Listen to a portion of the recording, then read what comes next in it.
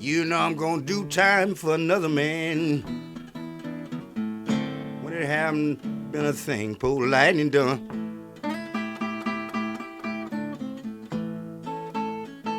They say you ought to been on Brad 19 and 10.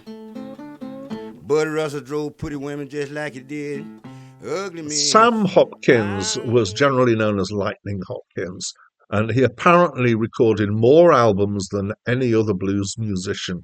He was an American blues singer and guitarist. Uh, he met Blind Lemon Jefferson at the age of 8. That was when Lightning was 8, not when Blind Lemon Jefferson was 8. And they developed a long-term friendship and collaboration.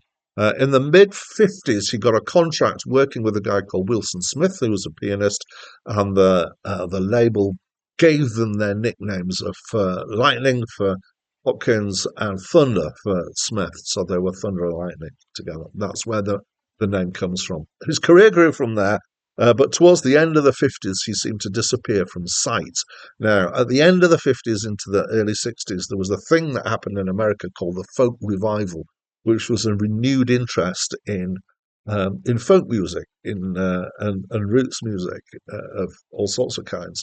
So a guy called Sam Charters went looking for Lightning Hopkins and found him in Houston in a one-room apartment, and apparently persuaded him to record an album by bribing him with a bottle of gin. Which was recorded in his one-room apartment. His career took off again after that, and in fact, most of these albums that I've talked about were recorded after this. He started to appear to integrated audience. He influenced a lot of guitarists and eventually died in 1982. Hi, my name's Dan. So this album was that album that was recorded in a one-room apartment in Houston, having been found by this guy who was looking for him. And it's my first time listening to it. I've heard of Lightning Hopkins before. I don't know whether I've heard any of his stuff before. So there are two titles for this album. Acclaimed Music lists this as The Roots of Lightnin Hopkins.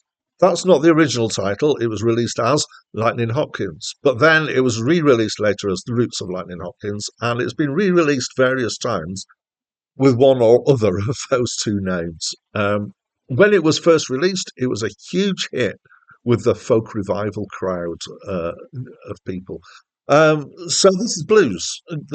I don't think I'm going to have anybody arguing with me that this is blues. It's singing and acoustic guitar. It's just him and his guitar. Most of the songs, I believe this is standard tuning on the guitar, and I believe that because I'm listening to it and I think I can identify how he's playing some of it. So most of the songs are in E, some of them are in A. There might be others as well, but there's very much kind of standard approach with what he's doing. There's some strumming of chords. There's some riffs. Some of these are kind of two notes things. There's a lot of the kind of where you go up the neck board and do stuff. Sometimes it's just one string. He does little riffs on one string. His playing is good, and he's playing a lot of the kind of standard riffs and tropes of blues. The question is whether he was the originator of them. I don't know. It just feels so blues to me. It's well done, and I would say his guitar playing is better than some blues men who've approached it in just an acoustic way like this. The recording is interesting in that the guitar, I would say, is quite quiet compared to the voice. The voice comes through very strongly, which would probably not be how it would be recorded today. Maybe there wasn't much choice about it, given the setting it was recorded in. Mostly, this is 12-bar blues, not all of it.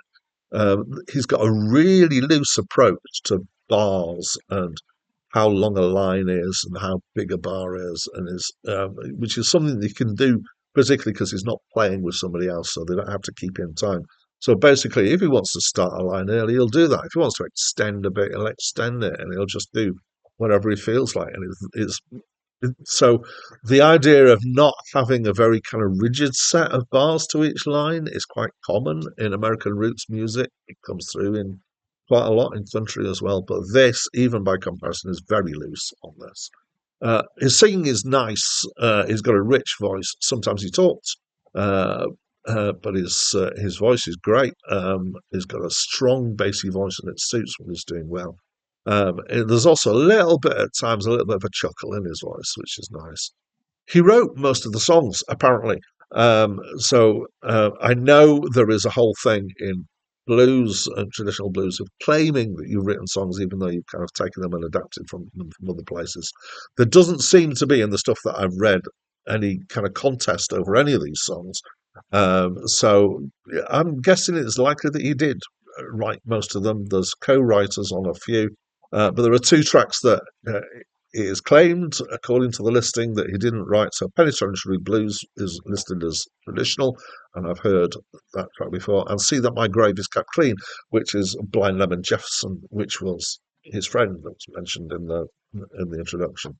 Mostly it's standard blues fare, so it's about bad luck, love, bad luck in love, occasional bits of innuendo and humour in here, and yeah, there's quite a bit of that. I'm not really sure what to make of the track "Fan It," but interesting. Uh, of course, as well, it's heavily accented with black Southern blues drawl, but most of it you can pick out what he's saying, or I can anyway. It's a very intimate feel. It's like he's in the room with you. It's a very kind of close recording. It really gives you the feeling of him being there. It's great. Um, it's not, and it's very human as well. There's bits of mistakes. There's bits where things aren't quite in tune. But it's all just got this nice feel to it. I liked it a lot. I'm quite a fan of blues generally. This, I would say, is a very assured performance. It's nice playing. There's some nice songs, and there's just nice attitude and presentation to the whole thing. So that's what I think. Now is the time that I'm going to invite you to tell me what you think of this album. So, if you know this album of old and you'd like to give me your opinion, please do so by leaving me a comment. If you've just come across it and you've got a first impression, please do so by leaving me a comment. If you haven't heard it before, then go and have a listen and then come and give me a comment. I'm just desperate for your comments. So the next review on this channel is going to be of the original cast recording for the musical Hair, and that's it from me for now. Baby, come go home with me. Baby, come go home with me. I'll make you just as happy as any woman can be.